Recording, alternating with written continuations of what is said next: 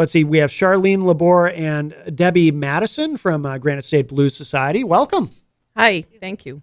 And we were actually kind of bonding off air over, we have some, a mutual friend of ours, Nick David, and we're going to play, actually, at the end of our segment, we're going to play something from his band, but I've known Nick for a very long time. And, but the way that I originally met Nick, it was not through the music scene. I used to do Jeet Kune Do, and I met him at a Jeet Kune Do class that we were both participating in. So, we would spar and wrestle and all that. So that's how I originally knew Nick. And then it turned out, I learned he was a musician. And but I haven't seen Nick in a very long time. But you both were saying that he's a good friend to the Granite State Blues Society and does a lot? Yes, absolutely. He's a great guy. He's very supportive and friendly with the Granite State Blues Society. Excellent. So what is that? What is the Granite State Blues Society? We are a registered nonprofit here in New Hampshire, 501c3, and we work to promote the blues and keeping the blues alive up here in the great Granite State. Outstanding. What do you both do? I mean, do you each have specific duties, or are you partners in this, or? Yes, we are partners. We have a board, and we all work together cohesively as one unit to promote shows in the local area, attend shows. We do visibilities for the Granite State Blues Society to help give some visibility to make sure the Granite State Blues Society people know that we exist. Yeah. Well, let me ask this. So when did this start? How long has the Granite State Blues Society existed? We were incorporated, I believe, back in 2002 when they joined the Blues Foundation, which is the parent, the umbrella organization for all the blues societies all over the world. Okay. Wow. So there's a global organization. Yes. That's interesting. It's headquartered down in Memphis, Tennessee. Okay. And then for the Granite State Blues Society, were both of you involved right from the beginning? No. Okay. No. I've been involved with them for maybe like 7 years. And then I've risen up to the leadership position. And Debbie? I think it's been 5 years for me. 5 years, yeah. What brought you each into this? I mean, did you have prior backgrounds in the music industry? Are you musicians, or what? I'm curious to know what brought each of you into wanting to do this and doing these events. There's an event coming up too that we're going to talk about in a moment. That's next weekend. But I'm curious to kind of know what brought each of you into getting involved in this. Well, I ran into John Mann and Roxanne Mann at the Auburn Pits and started talking to them. We were out there for a blues jam, and I found out about the Granite State Blues Society through them. They told me about the International Blues Challenge down in Memphis, so my husband and I decided we were going to Memphis that year because I love the blues. We both do. Yeah. And from there, I sat down in a club in Memphis, and I sat down next to Audrey Frazier, who was the current president of the Blues Society, and I said, wow, I didn't know this existed, and I would really love to be involved, and that's how I became a board member of the Blues Society. Okay. And what about you, Debbie? And for me, I've had a lifelong love of the blues, and approximately 5 years ago, I met Sharlene and the former president, Audrey. Okay. And they sort of reeled me in. Okay. How did they reel you in? And what was it? Did they have to talk you into getting involved, or was it something that you kind of jumped at? I was willing. I was willing from the start. Yeah. I think a lot of it comes from our love of the blues. The people that are involved with the Blues Society, including our wonderful sponsors that we have. Mm-hmm. It's just that there's a very solid core group of people in New Hampshire and in the New England area that just love the blues. And it's just a wonderful big blues family. We are very supportive of each other. And that's kind of how it runs. Yeah. And the blues is so foundational to everything. All the, Absolutely. I always kind of think of it as people are blues fans who don't necessarily realize that they are, because if you're a fan of rock music, yes, any genre or subgenre of rock music, I mean, it all started, and same with country and same with hip hop and everything. It all goes back to the same thing. It all goes back to the blues. Yes, you're absolutely correct. without the blues, I mean, we might all be listening to, I don't know what we'd be listening to. Pat Boone, maybe? I don't know. Be listening to classical music. Yeah, I guess. Yeah. And not that there's anything wrong with that, but, No. but without the blues, you don't have everything else. Tell us about the event that's coming up August 3rd. That's our annual Blues Festival, and it is a fundraiser for New Hampshire's children's charities. Since the inception of this, it has always benefited the New Hampshire children's charities, typically the Webster House right here in Manchester, New Hampshire. Okay. This is a one-day festival, rain or shine. The weather forecast for next week looks absolutely beautiful. And it's out in Mason, New Hampshire at the range. Nicole Ruggiero has been hosting us for 4 years. This is our fourth festival. And we've got our 2 Blues Challenge winners from last year. Nick Spencer, who is a young man who plays guitar, sings, and plays harmonica. He's 16, he just turned 17, and he's heading off to Berklee College of Music in the fall. Oh, good for him. Yeah, he's a very talented young man, and I'm very excited. We are all very excited to see where this takes him. And the One Dime Band, who you listened to on the intro with John Brockler and Paul Gallucci, they will be playing our festival as well. We have the Diego Mongu Band. They're from Western Massachusetts, and he was at the International Blues Challenge this year as well.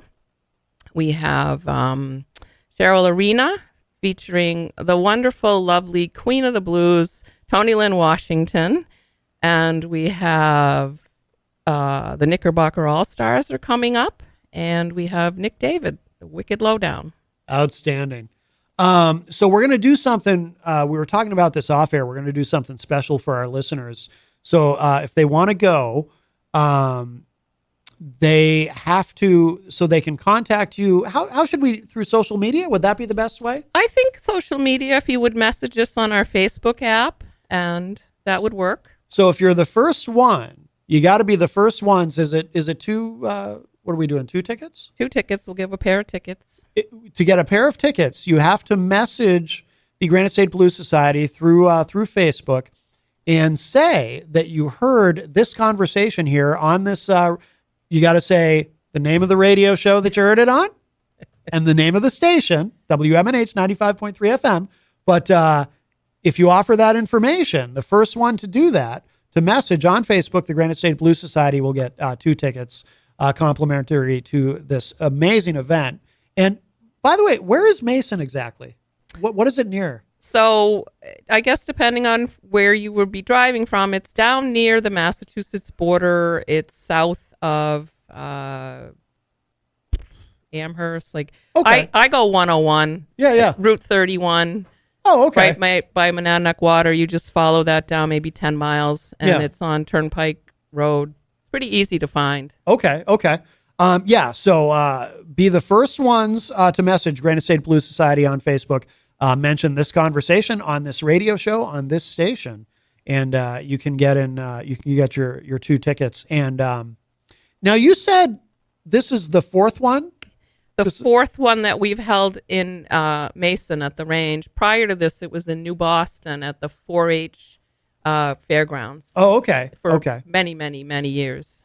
So talk to me about putting this together. I assume this is probably something that and I just know from my own experience in doing concert promotion and being involved in annual events, I assume this is something that you're doing some planning for the entire year, right? Yeah. Because something that people outside of the business don't know, or who've never done any kind of production of an event like this, an annual event, and this is a big event, you've got a lot of artists playing on this, is how much work actually goes into it. Yeah. And it's not, it's not a matter of, you contact a bunch of bands and they're all just going to show up and it's a quick, easy. This is complicated stuff, right? This is a lot of work. Yeah. And it does, and we plan, we're already talking bands for next year's festival. We've already got some in the queue for next year.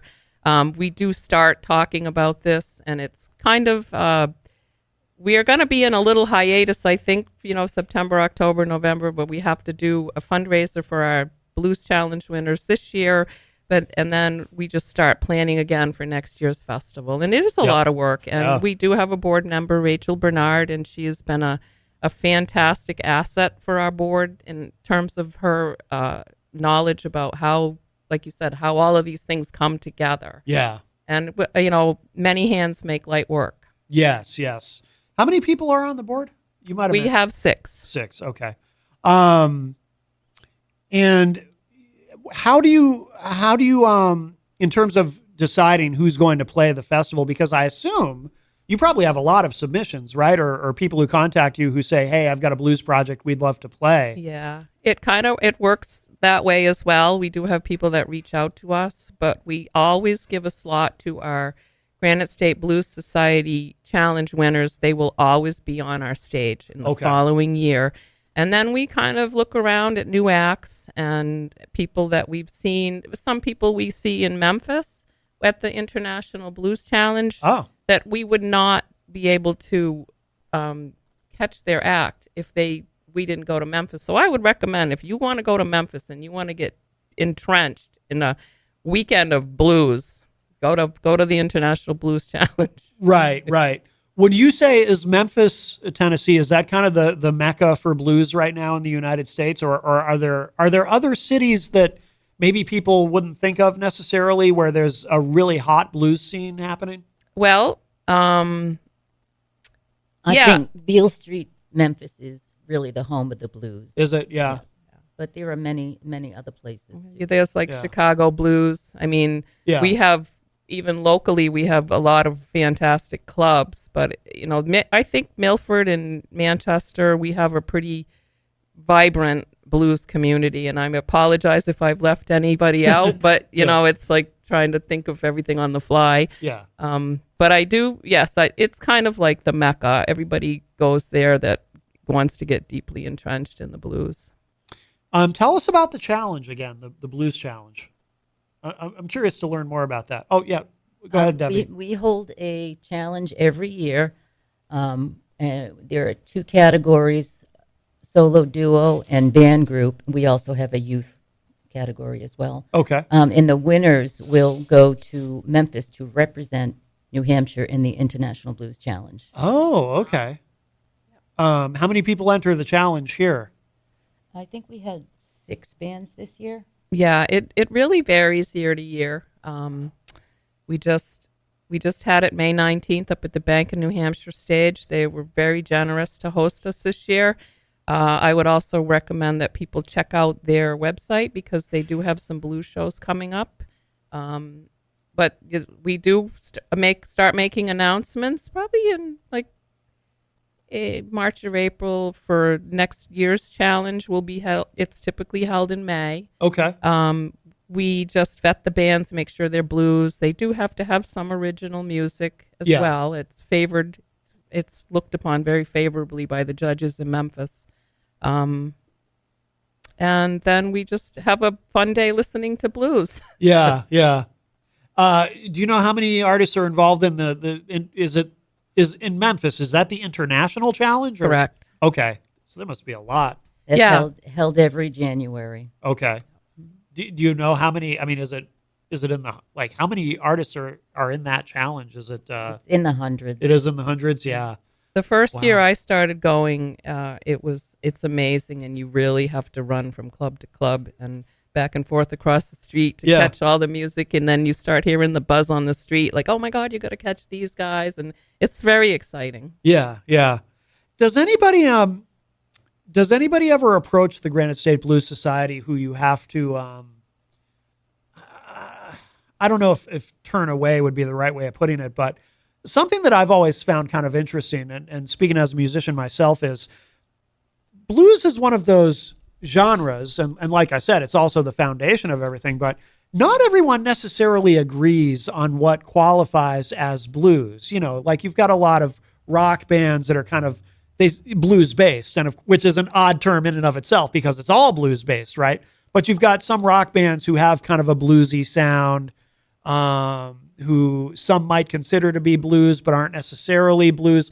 I mean, I'm trying to think of an example of somebody. It seems like there's even been bands that will put the word blues in their name, and there's there's an example of that specifically that it's in the back of my mind. I can't quite, it's on the tip of my tongue, but I can't quite think of who it is.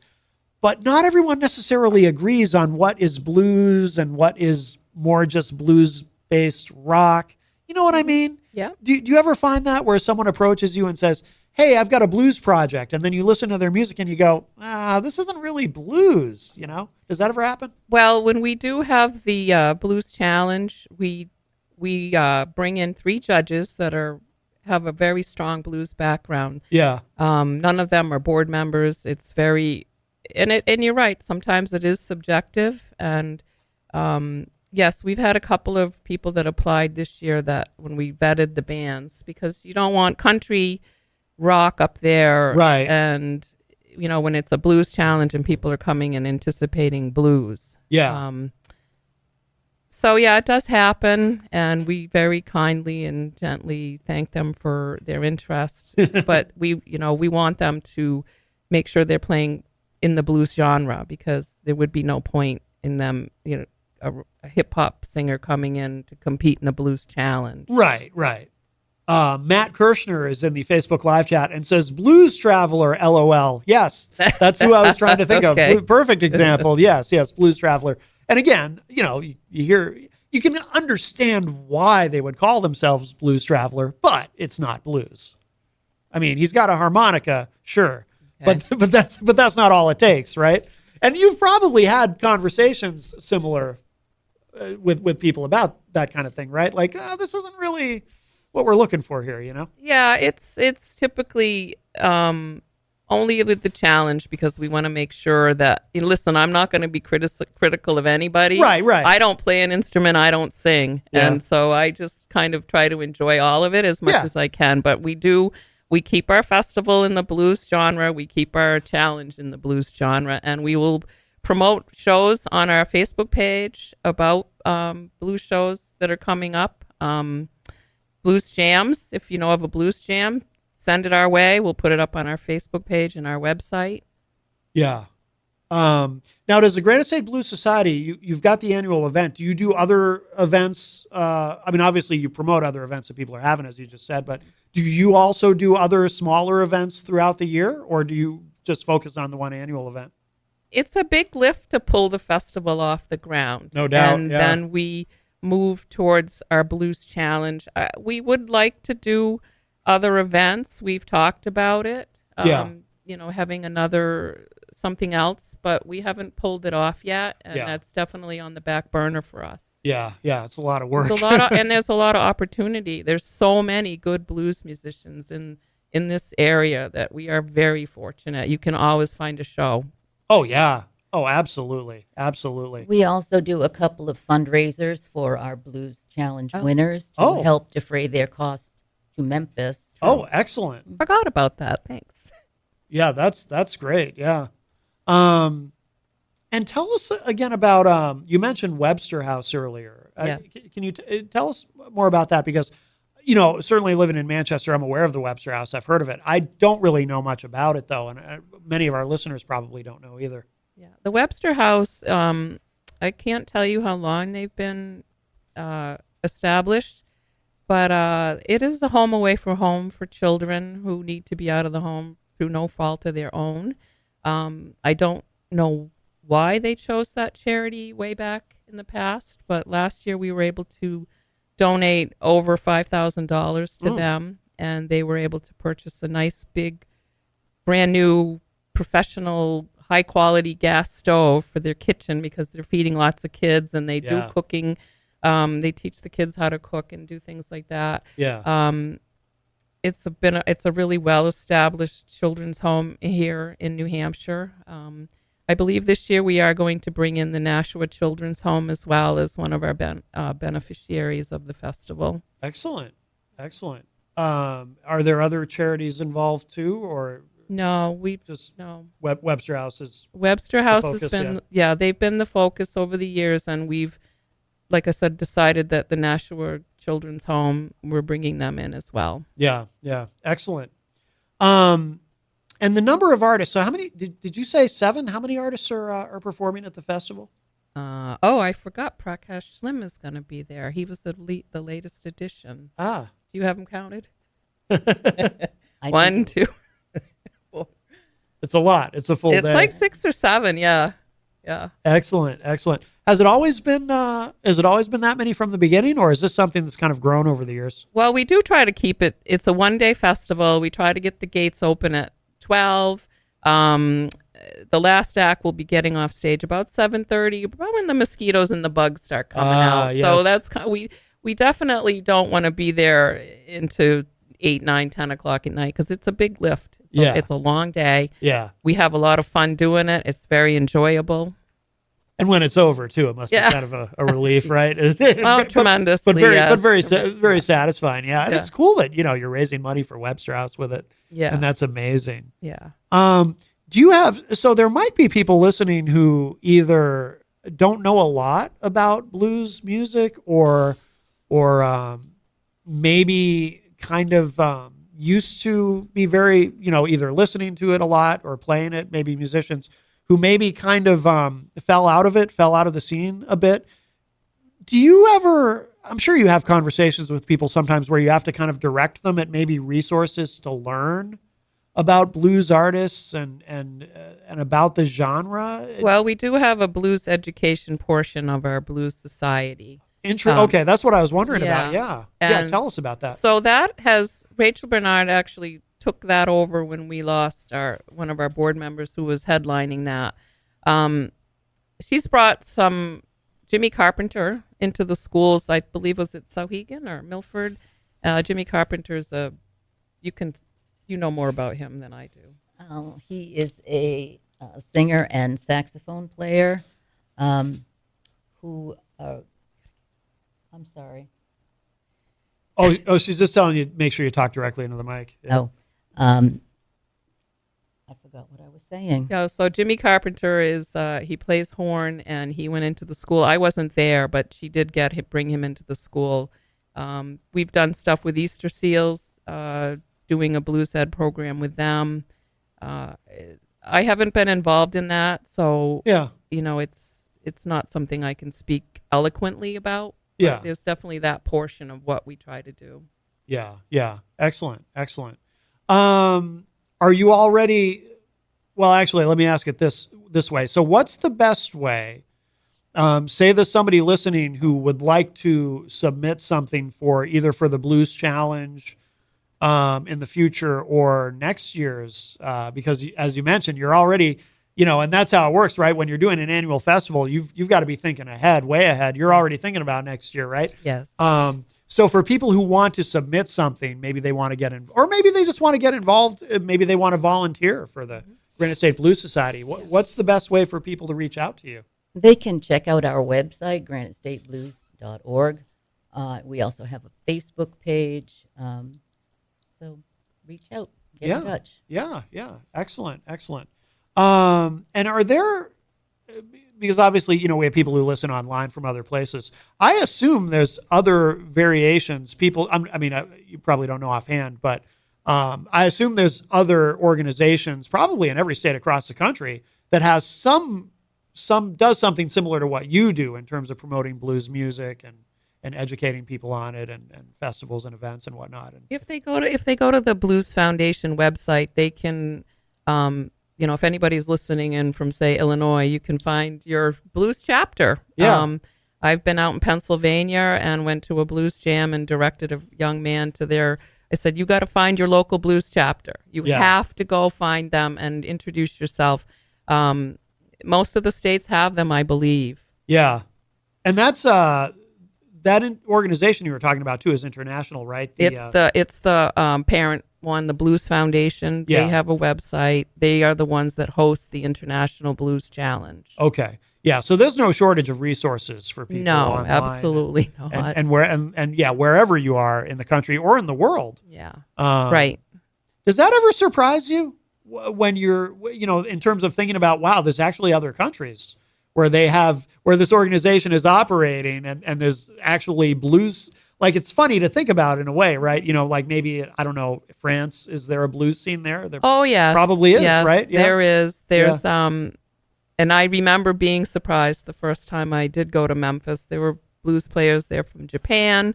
And it doesn't surprise me, honestly. I just never thought about it before. Right. That, they're from everywhere, and they come to Memphis and they just have a blast. Yeah. This year in Memphis, it was really cold and icy. It had snowed. Everything was just a mess down there because they're not New Englanders. So They're not prepared for anything wintry. And we came across a young couple. They were building a snowman, and did he say they were from France? He said, we don't get snow over there. Oh, no kidding. So it was kind of fun. That's cool. That's cool, though. And you said Japan, too? There's Japan, Germany, Australia, Korea, Italy. No kidding. Yes. They're from everywhere. England. Oh, my God. Yeah, there's just amazing. Like, just sitting here, like, the Sinelli brothers, they were over from, I want to say, England. They were fantastic. I love them.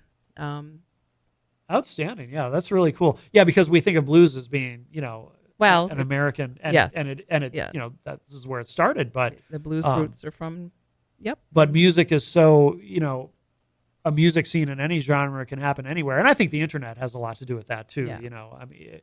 Certainly, 30 years ago we wouldn't necessarily be talking about, there's this blues band in Japan right now. That's, but with the internet, it has made everything, it has made music truly global in every genre, which I think is a beautiful thing. It's a wonderful thing.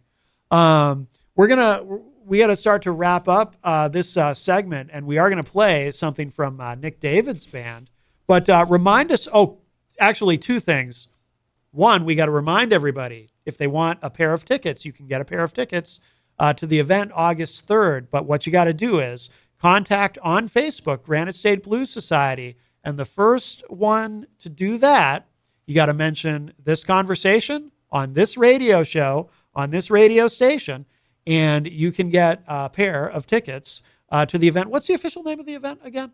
Blues on the Range. Blues on the Range, yes. Where does Some people might remember Barn Full of Blues, the festival we had before. We moved to the Range. Oh, okay. Yeah. Okay. Where did you used to do it? New Boston, New Hampshire, at the 4-H field. Okay. Why the move? Is the place in Mason just bigger, easier to? Well, the dreaded COVID hit and changed a lot of things. And then when we went back in to try to go back to New Boston, we were unable to secure that venue for the festival. So we started looking around and came across the Range with Nicole Ruggiero, and she's been absolutely fantastic to us. It's a beautiful little venue out in Mason. Tomorrow afternoon, Frankie Boy and the Blues Express will be playing. She does a Sunday afternoon blues thing with the barbecue and blues. It's bring a lawn chair, bring your money, sit down, enjoy yourself. Very cool. Every Sunday until she closes in the fall. Oh, outstanding. Okay, good to know. But yeah, so Blues on the Range, if you want a pair of tickets to that, again, contact Granite State Blues Society on Facebook. Mention this conversation on this show, on this station. Be the first ones to do it, though. So do not procrastinate, and you can come to this amazing event. And again, where should people go online? What's the website, the main website for Granite State Blues Society? www.granitestateblues.org, and you can find us on Facebook. Outstanding. Well, we'll be selling tickets to the festival, advanced sales until Friday. Okay. And those are available at granitestateblues.org. Excellent. Well, listen, Sharlene and Debbie, thank you both so much for coming in today. This has been wonderful. Thank you so much for giving us the time and hosting us.